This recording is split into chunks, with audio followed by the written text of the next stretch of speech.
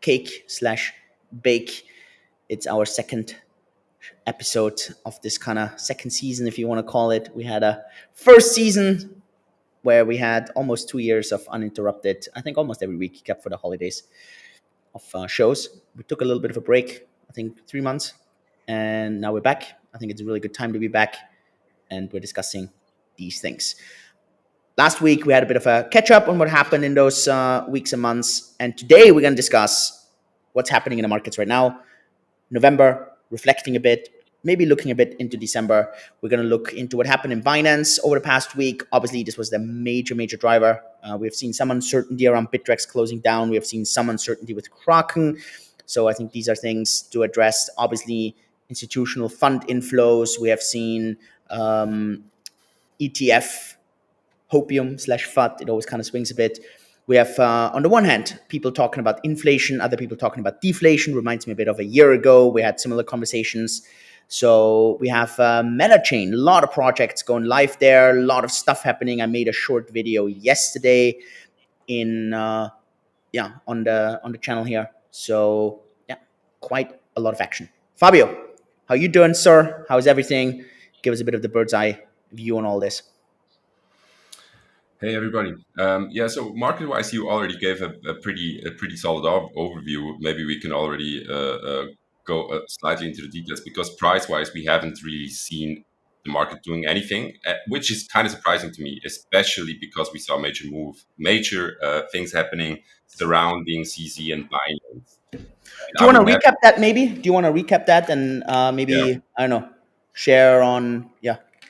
So there was so much talk about Binance, and I would say it started right about a year ago when the whole FTX drama kind of unfolded. Because for maybe to recap, there was this heated interaction between SBF and CZ on Twitter, where CZ basically said, "Hey, we're gonna dump our FTT." And then there was talks of a takeover, that Binance is going to take over FTX. They looked into the books and then they withdraw. FTX blew up, and CZ was kind of almost a bit celebrated as the smart guy in the industry, which at that point seemed very obvious. And then Binance did a lot of right moves. They came out with proof of reserves. He had this whole move where he pointed like 4 fingers and said, everything's FUD and please ignore. But suddenly things kind of started to indicate. So it's always difficult on crypto Twitter to distinguish between what is legit and what is actually FUD. But a lot of people were pointing at BNB and making comparisons to FTT. There was this famous, so I think for FTT, there was this famous $21 or $15 level. For Binance, this would be somewhere between 200 and 215. And a lot of people, like famous people, came out and said, we're shorting this thing. Nobody knows about the liabilities. They became really a bit of not the darling, but the villain maybe in the news. A lot of people were pointing at wash trading, and then suddenly there was this big lawsuit. I think we saw it in January or February.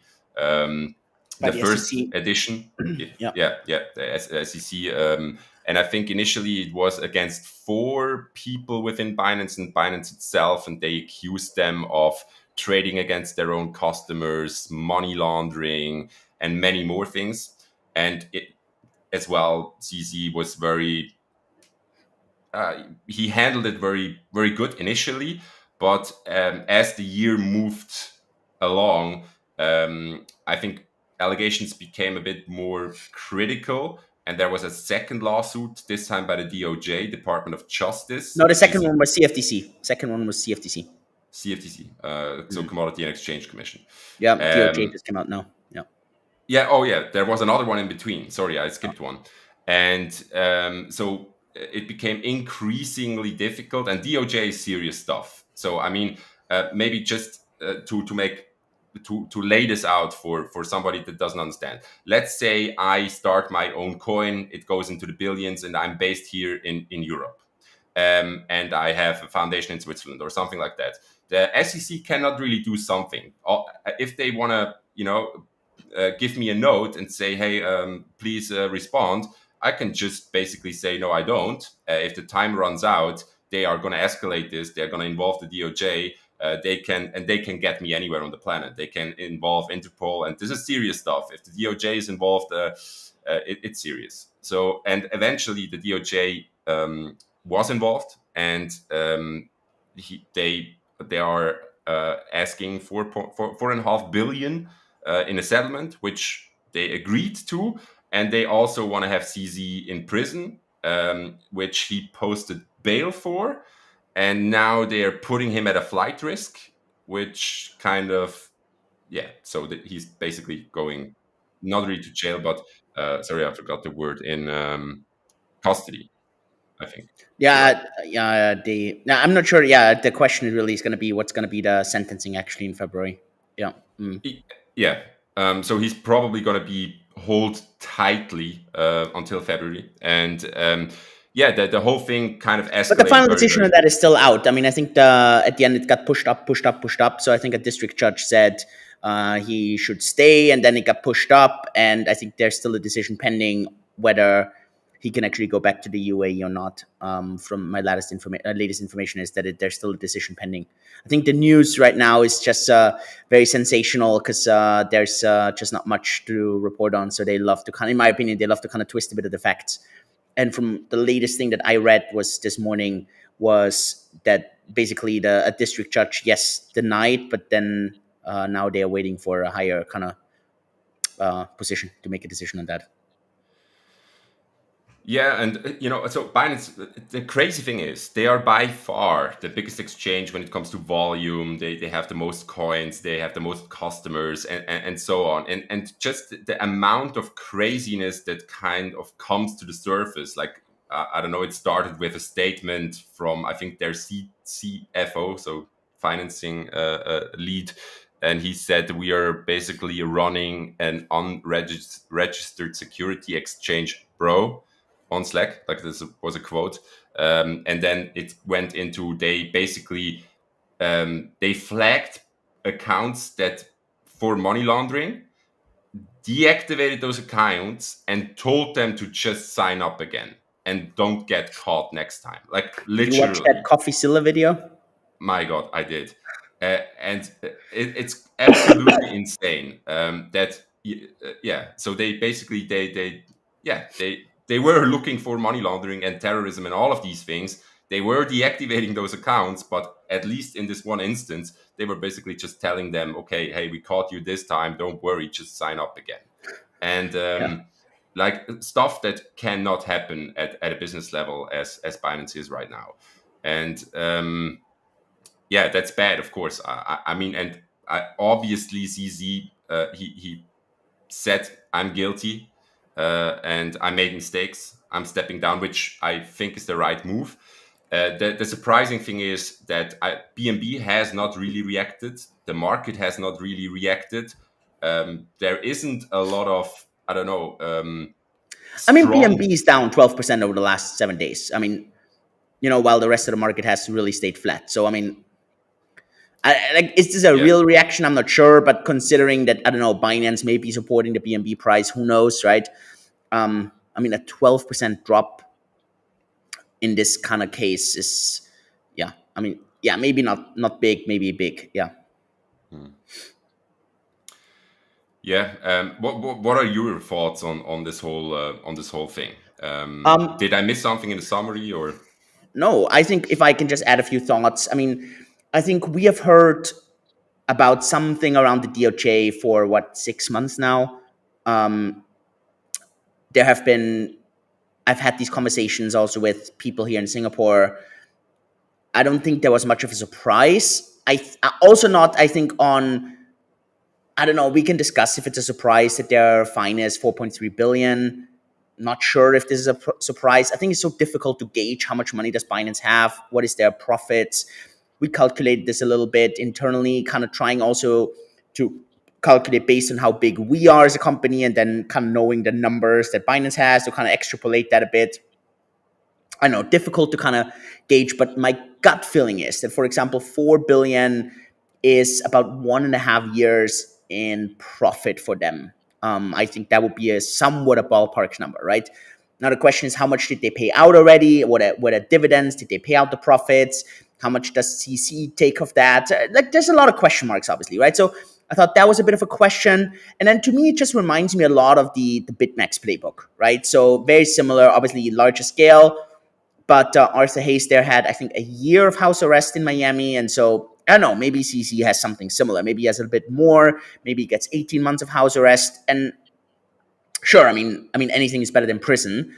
But yeah, also house arrest. I mean, yeah, I mean, Arthur has it actually was quite lucky because it actually, for him, it fell pretty much during COVID, where most people were in house arrest anyways. So you had a bit of a lucky time there. But yeah, so I think these are definitely interesting points.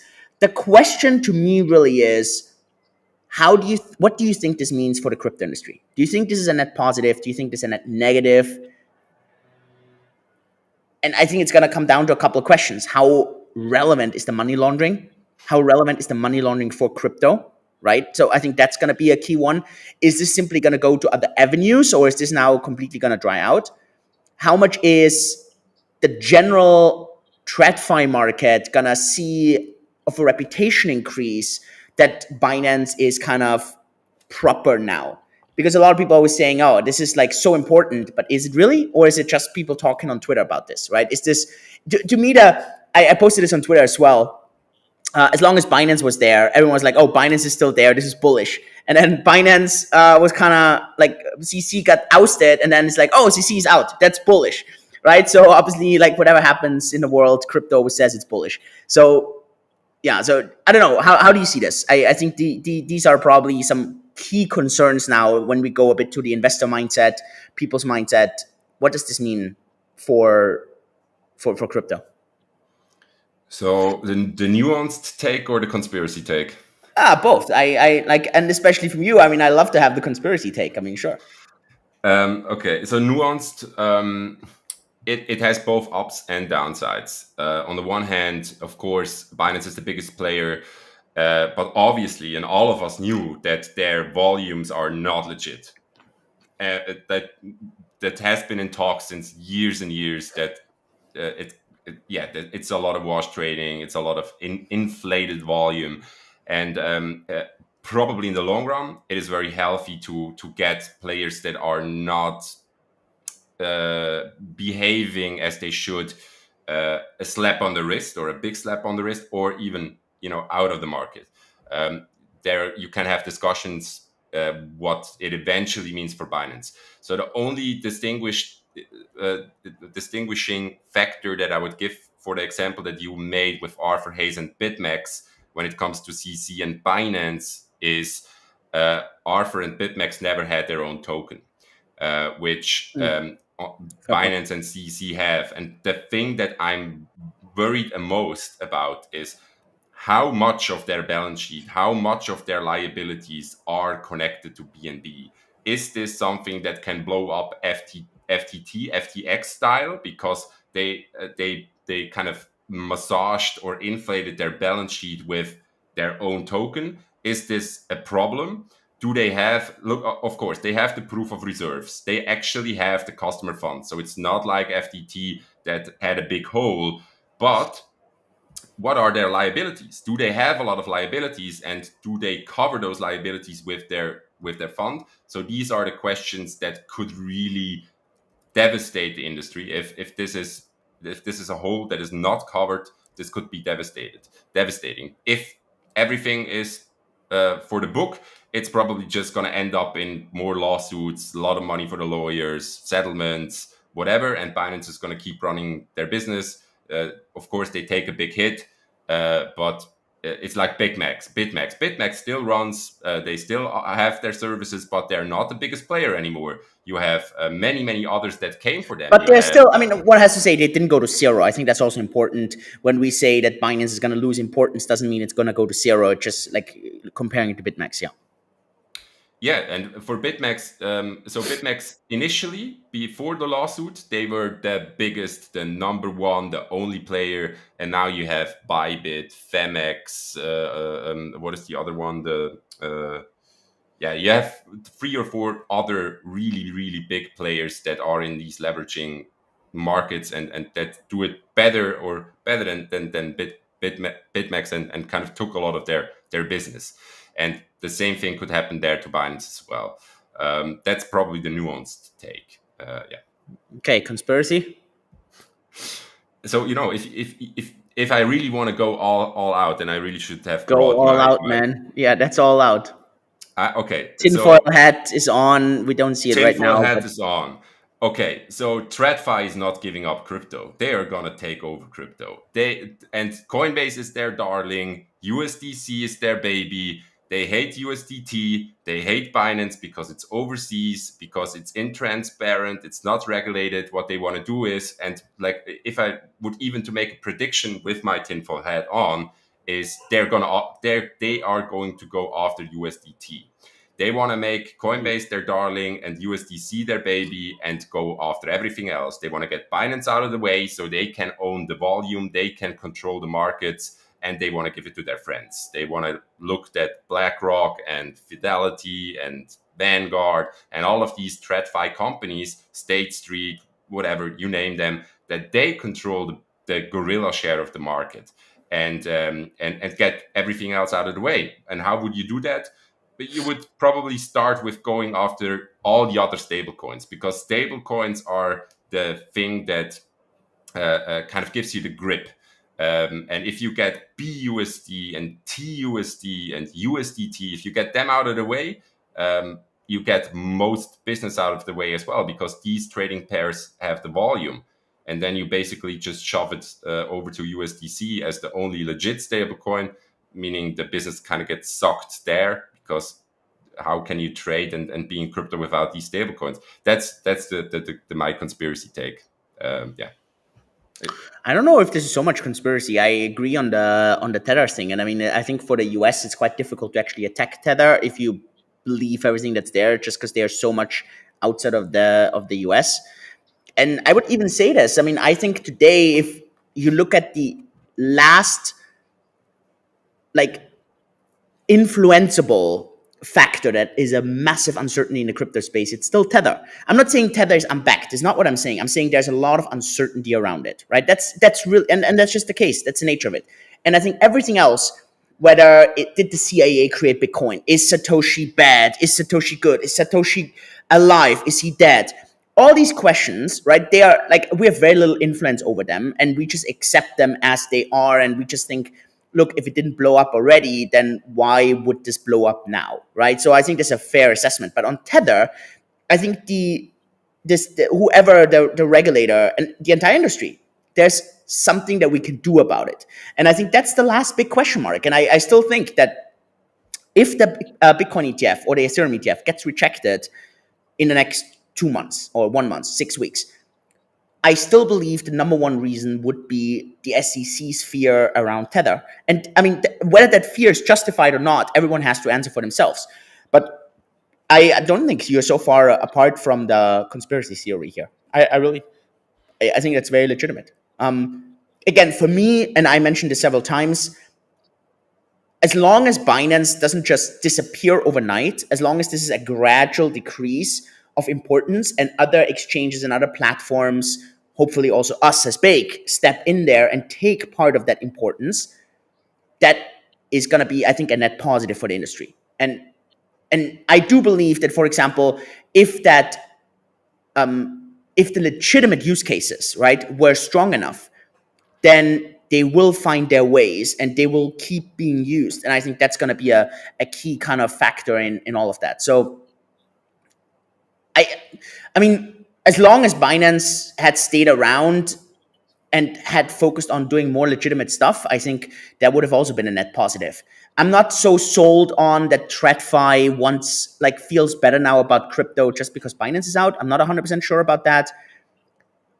But I do think, I mean, from the players that were left or are left, it's Tether now, and that's it. And I mean, it was very interesting. This morning, I think it was this morning, Tron had some like strong kind of news articles on Reuters coming out about money laundering and so on their chain. So I don't think you're so far off with the Tether thing. So Tron was kind of targeted this morning since a lot of Tether is on there. So let's see how that kind of goes. How much weight do you give the SEC kind of allegations against Kraken? How much weight do you give Bitrex closing shop?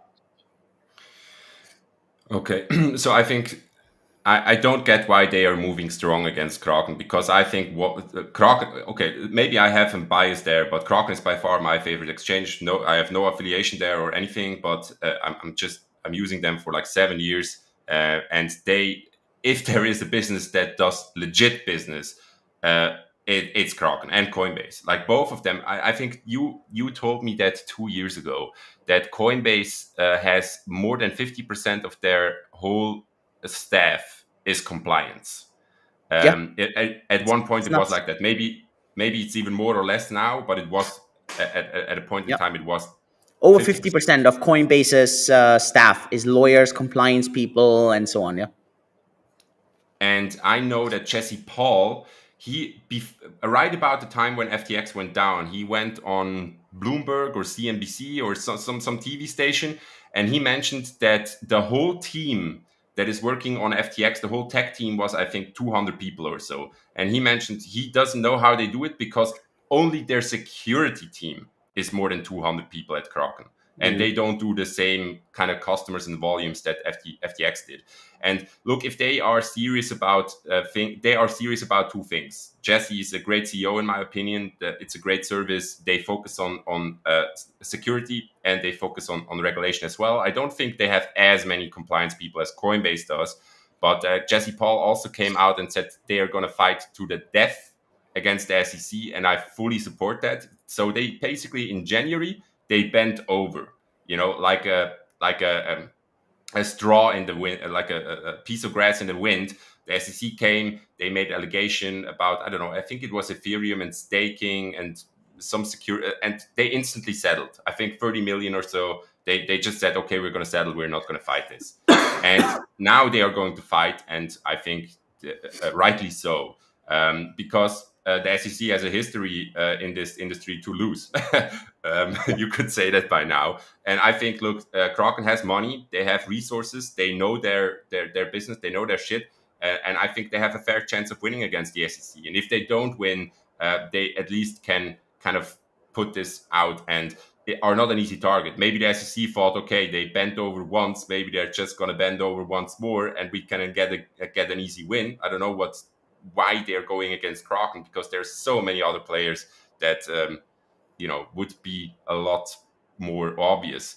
And on the Bitrex thing, it's a little bit of a sad story for me, and I guess for many others here in Europe, because I was a big fan of theirs. I also signed up very early, I think in 2017, and I always found the exchange to be a great exchange.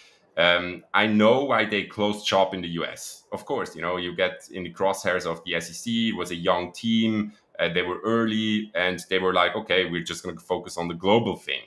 And Mm. I don't really understand why they would close shop on a Yeah, I global. agree.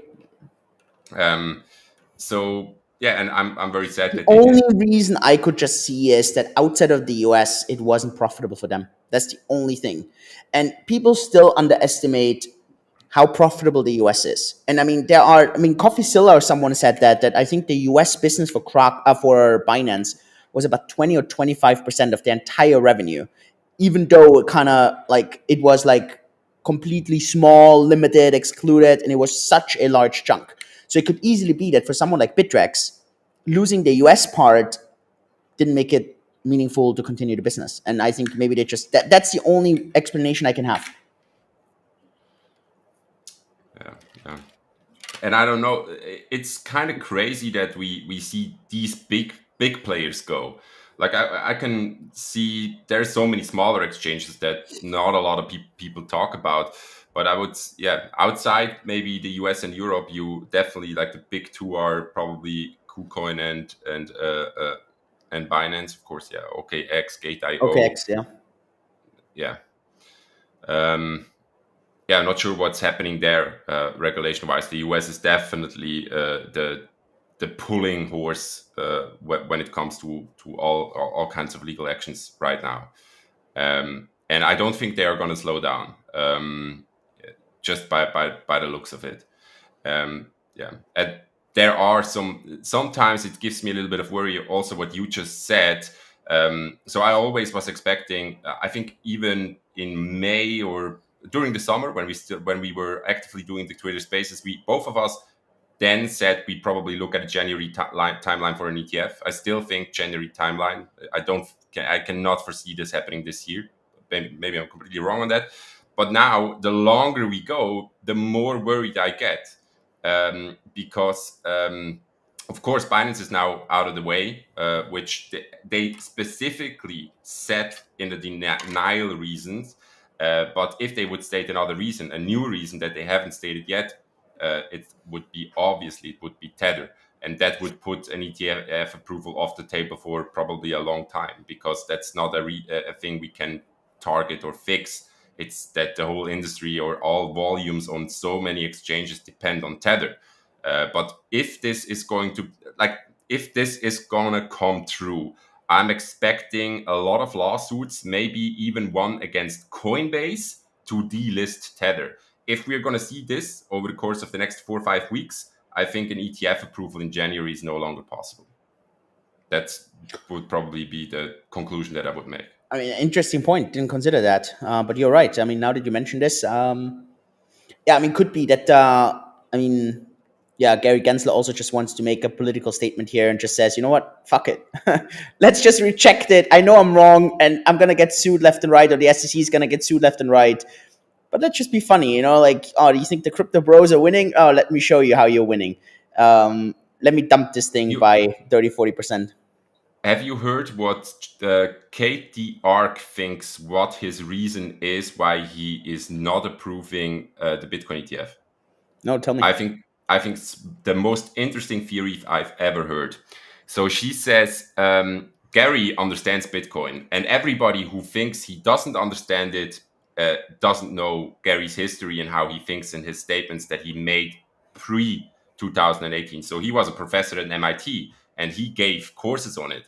He understands it better than most of us, and he's pro Bitcoin, but he's eyeing for a career upgrade. He's eyeing to become, how do you call it, Minister of Finance. He wants to jump ship, leave the SEC, and become Treasury Finance Minister. What is the correct term of that job? Treasury Don't know. Finance Minister? Ministry of I don't Finance? know what it's called. Yeah, I don't think they have ministers in the US. They don't have this concept of ministers, so they function a bit different. There's like these, yeah, I don't know what's, Secretary. yeah, with that, something like this. Yeah, What's the Secretary of finance Finance. minister No. in the US? Secretary of the Treasury. Yeah, so Secretary of the the Treasury. Treasury. Yeah. Exactly. He's eyeing to become Secretary of the Treasury. And what is the most important job if you are Secretary of the Treasury? To protect the US dollar. He understands Bitcoin. So, yeah. And look, we have many politicians and many government people. They don't make decisions for the public. They don't make decisions for their country. They make decisions for their own career. And that's Katie Woods of ARK Invest's theory of why he's not approving it. I think that could be. I mean, I do understand that. I think. I mean, look. I think if he approves the ETF, I think that's the expectation. I think 90% of the people or percent kind of yeah expect that. But I mean, if he disapproves it, if he rejects it, I mean, we all know where this is leading and where this is coming from, right? So I mean, interesting one. I don't think it's likely, but could be totally right. Yeah. How do you remember November? Market-wise. Bullish. So the weird thing is, like, But price-wise, it wasn't that bullish, huh? Let me just check. I think price-wise, it was not that like insane. No, it was not that we pumped, but No, we're up 10%. Okay, actually, I need to correct myself. Where do you think at the beginning of November the Bitcoin price was? So at the moment we are just at 37. Where do you think we were on November 1st? 35, Man, I 36. would have had that wrong. 34. Yeah. Yeah, so about 10% up. Wow. Okay, that really surprises me because I have had a feeling we were more sideways. So we are a little up. Okay. We are in this weird range that I kind of painted it. If you're tuning in on YouTube, you can see my screen behind me, and there is like this upward sloping channel. That's the volume is not a lot of volume, but you can really see people coming in and scooping up and consistently pressing the price higher, which is very unusual for Bitcoin, especially after a strong price move that we've seen earlier. Normally you get these 20 to 30% corrections, and we haven't seen one of these in a very long time. We're consistently just going higher and higher, which also is like a pressure cooker, because a lot of people get sidelined, and they wait for a 30% correction, and it's just not coming, which of course is terrible. If you're sidelined right now, if you thought we're going to see 15K and you're just looking the price going up and up and up, and now it's almost at 40.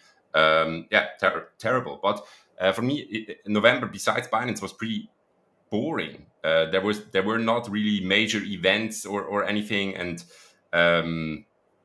also not a lot of price action. What about you? Do you have a specific feel or No, taste? I mean, no, I don't know. I think obviously at the moment it all's coming down to the hopium and FUD around the ETF. And I think honestly, that's the key thing.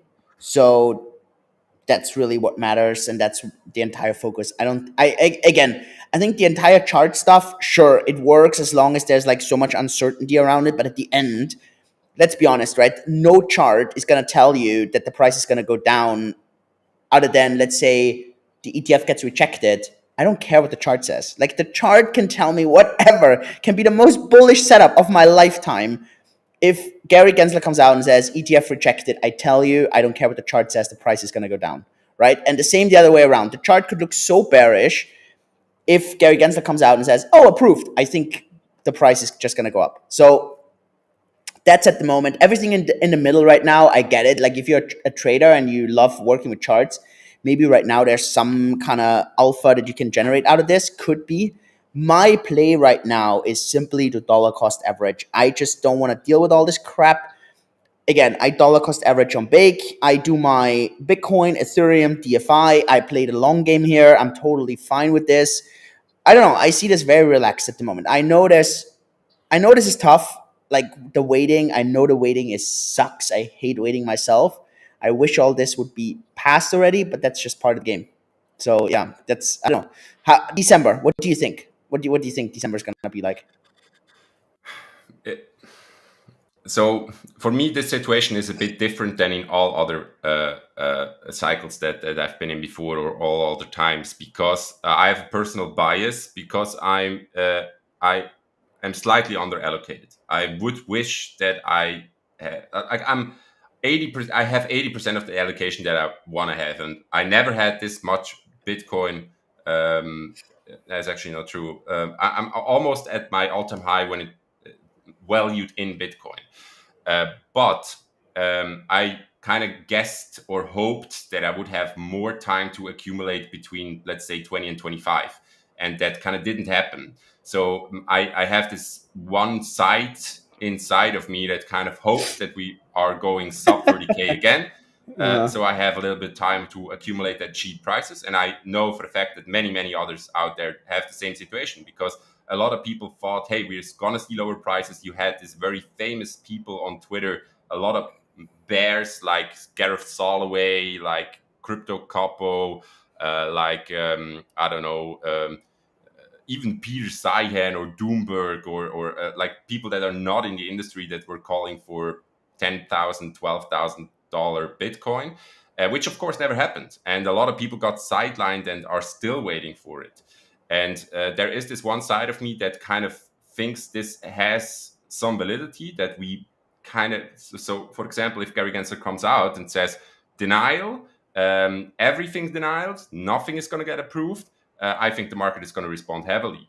And then also you have the macro side, and we can go into that a little bit later before I heard your opinion on it, because I have some interesting element that kind of forms the whole equation when it comes to macro. But so historically, of course, December is super bullish. That's from a seasonality aspect. And now you just had Thanksgiving, and we had a strong price run. So guess what? What do families at the Thanksgiving people talk about? Hey, have you seen Bitcoin is already up from it's already almost at 40,000. So it's definitely going to have some social component to it, which also is kind of interesting to see what's going to happen in December. And then, of course, many other things are going to follow. So in Europe, we have, and in the West, we have Christmas. And in China, we have Chinese New Year coming up very, very soon, which both of them are kind of bullish. January, from a seasonality perspective, is not. But so I'm torn in between. I think it's probably going to be an eventless December, maybe a little bit up, maybe a little bit down, whatever, Yep. 38K, 40K. And then I'm expecting a bloody January. The only thing that can save us in January is an ETF approval. I hate to say it, but I'm aligned. I'm Oh, really shit. aligned. I'm. I actually rather think. Okay, let me flip it a bit. I actually think we're gonna see a red December. And I'm not saying a deep red. I'm just thinking a bit more bearish because I think that people are really kind of waiting for all this. There is enough people who are waiting for a Bitcoin ETF prior to Christmas. I really think there are people, and so I think if that doesn't happen, and I'm part of that group who thinks it's not going to happen, I think people will get a bit panicky. I'm not saying we're gonna see like sub 30. I'm just saying maybe we're going to go from 37 right now, maybe to 36 or 35 or something. It's just like maybe 10%, right? So just a little bit of some kind of fear. And then like January, obviously the closer we get to that date or whatever, I think the emotions are really going to go up. And I agree. If we don't see an approval in January, I mean, it's just going to go haywire. But again, I think we're going to see an approval, and I think we're going to see probably. I'm not sure if we're going to see above 50,000, but I am quite confident we can see above 40,000 in January if the ETF gets approved. So I think maybe like a 20-30% kind of pump from here. I think that's realistic. I'm not sure we can get more than 50% pump, which would be needed to really get it over the 50,000 or something. So I think 20% or something from here. Yeah, that's at least my kind of personal expectation. Again, not financial advice. I may be completely wrong. It's impossible to predict the future. I don't know how you see this. Yeah, so the big twist, and maybe that's the bridge to go into macro or into inflation Yeah, and things yeah, like that's that. good. Let's do that. I think that's a So good bridge. to make the bridge is everything Bitcoin, everything crypto. I'm super bullish because I don't know, like for example, we've got a libertarian president in Argentina that's open. And look, El Salvador is place 150 on the list of countries out of 200. Mm. But Argentina is like in the top third, in the top, I don't know, I don't want to say something wrong, but I think top 30. It's a major economy. Of course, they struggle with inflation and corruption and so on, but this is a major economy, and you have a libertarian president that's openly talking about Bitcoinizing the country. Of course, he's moving into the dollar first, or obvious reasons, because there is already an economy that runs on dollar, and that's what people know. A movement never gets defined by the first adopter; it gets defined by the one that follows. That's at least what they say. And if Argentina is the follower, I think it's a great follower if they are moving through with it. If it's not just all talks. And then secondly, he also needs to be able to deliver. He has a whole government apparatus that he needs to fight. And many politicians have great ideas when they get elected, and then it comes to the point of executing on them, which is a whole other story. But it's definitely one hell of an interesting guy with even more interesting hair. And maybe to make a bridge into the macro part of it. So I followed a super interesting podcast that because I wanted to do some research on inflation, on what's going on with inflation. Is it going to pick up? Does the Fed have it under control? And then this guy, it was on the Blockworks podcast. I don't remember the guy's name, but what he basically said is, so for the last 30 years, so between 1990 and 2020, the name of the game in the corporate sector was efficiency and productivity. You want to raise productivity, and it was kind of a no-go to raise prices. And this era has ended. Now corporate earnings are defined by prices. They don't give a fuck about volume anymore. So, for example, they say Pepsi or consumer staples, people that produce products, they just say, okay, volumes doesn't matter. We just increase prices and then we're going to get corporate earnings up. Even if we sell less, we're just going to increase prices. And it's the name of the game now. Everybody just increases their prices, which of course is going to translate one-to-one into inflation, especially if it's happening in consumer prices and services industry. Like the things that Powell loves the most are his baskets and his service. I don't know what his indicator is called. The services minus energy and rent is like the thing that he always brings up. And if this is going to pick up, if you have oil prices picking up, if you have corporate companies pushing prices higher just because they want to please shareholders and keep paying dividends, we're going to have inflation is going to come back, and that would be very problematic, and also would put the Fed really to the test. That's a bit of maybe how my first shot. Any thoughts on that, or anything to add from your side to this? No, I don't know if you've seen the messages that Walmart put out. I mean, sure, they're a bit self-serving. They're really kind of pushing for, hey, we may see deflation, and I mean, they're really, really pushing for deflation right now. I mean, obviously, it could be very self-serving because maybe they really want money printing, they want easy money, and so on. Because obviously, then more people go shopping. But yeah, I mean, I don't know. It reminds me a bit of a year ago. Maybe I'm so a bit skeptical of our discussions in this sense because we had the same discussion a year ago, and I was on a deflationary path a year ago, and obviously I was definitely wrong. I mean, we've seen decreasing inflation, but we have not seen deflation. Um, yeah, So how do you think this is going to play out for investors? so from a Fed perspective, they are somewhat in a Goldilocks zone. So if you are a chair of the Fed, you kind of want to have the wiggle room to slightly lower the rates. You want to have real rates, so inflation lower than the rates, and you want to have unemployment low. Check, check, check. And so they are currently in this Goldilocks zone. But now they have this one big decision that they cannot make an immature decision, because if they pivot once, that's their one shot, their one opportunity to kind of signal where everything is going. So if they pivot too early and inflation picks up, oh my god. If they pivot too late and break the economy, that's basically a little bit of the thing that they're in.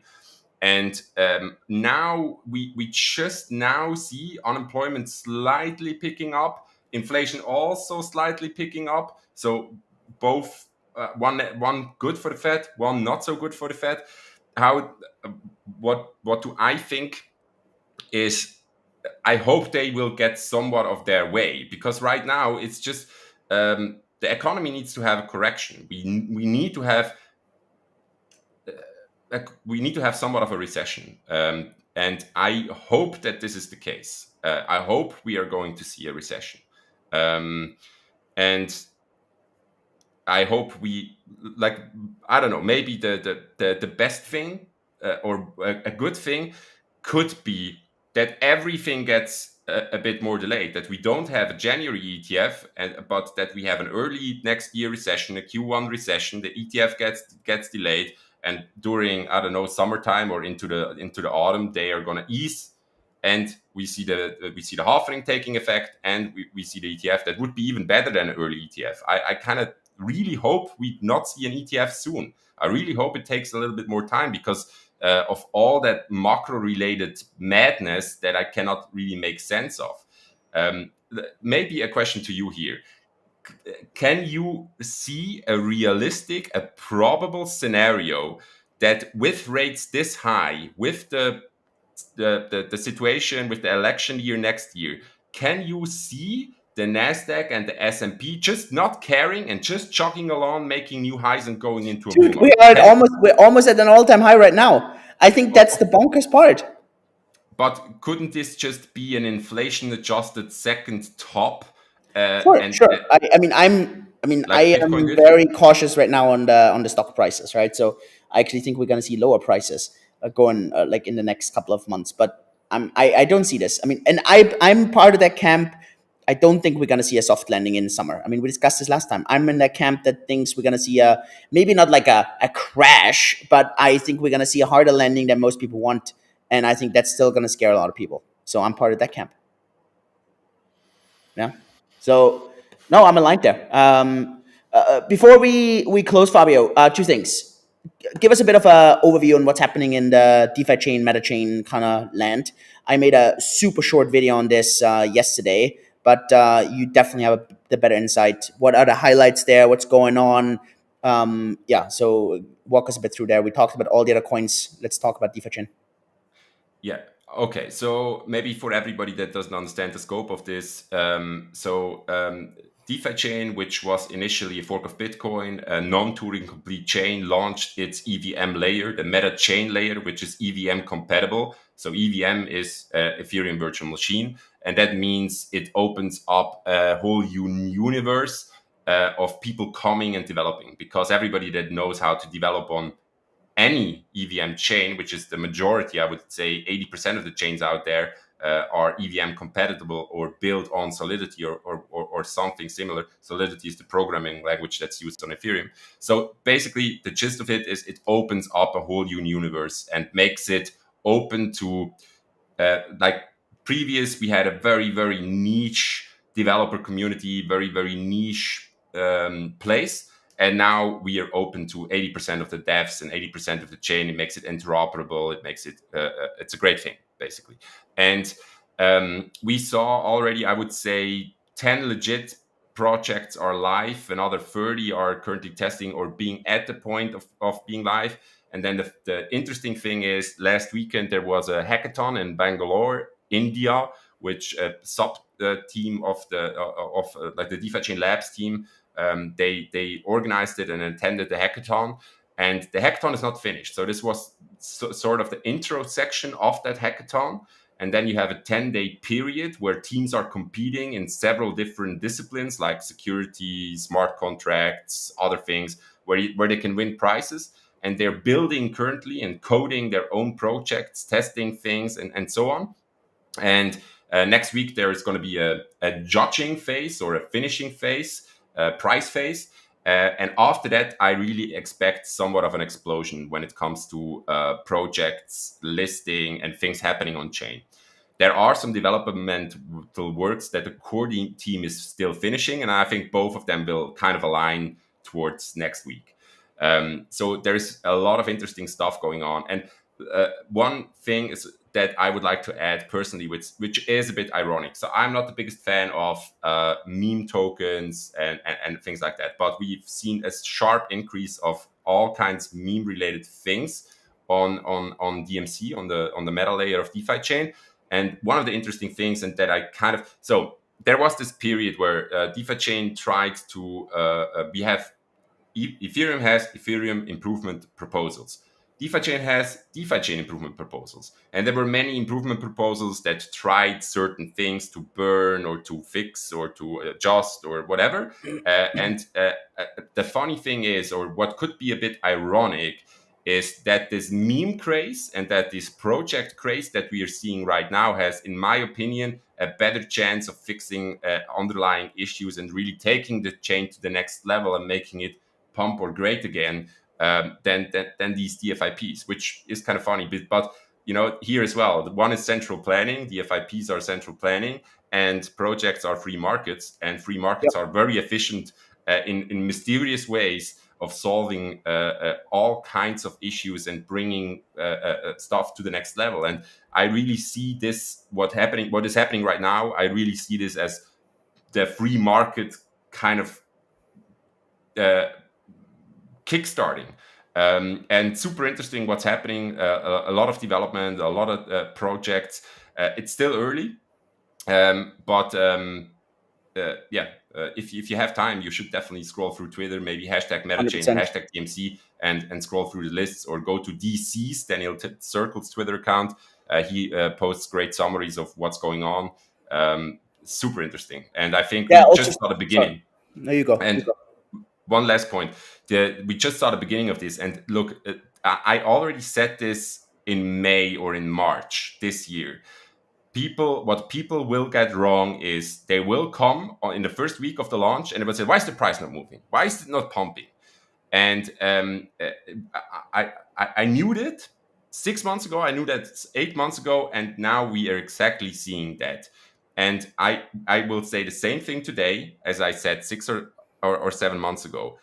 Give this 3 months to 6 months and check then, because this will take time. And I knew this, and many other people knew this 6 months ago, and it's still true today. This is going to take some time because the major projects haven't even started. The guys that really tested, some of them are not even live yet. And even if they are live, they will need some time to launch certain things and to really fine tune the aspects of it.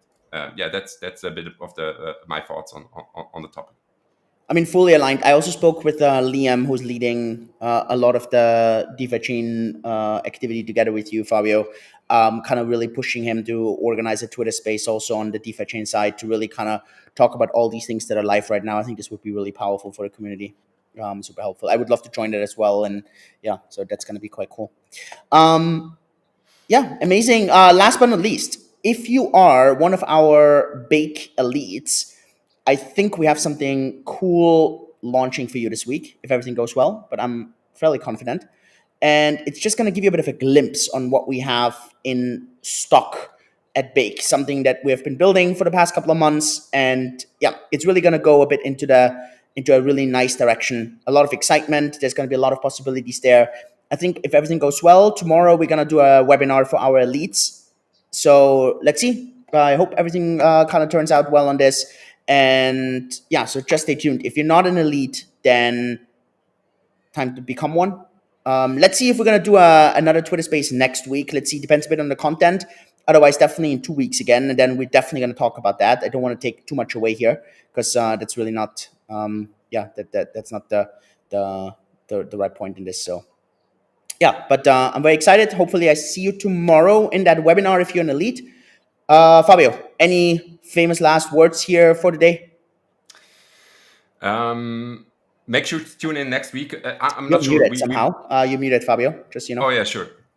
Maybe just an alignment question. So I think we have maybe 1 or 2 more weeks that we are going to do this, and probably are going to pause at the later 2 weeks or so Yep, of of course. December, and maybe even the first week of January. I don't know. But so what I want to mention is I will have some personal to share, something personal that is super exciting that we're planning in January, that I want to maybe bring up next week or the week after.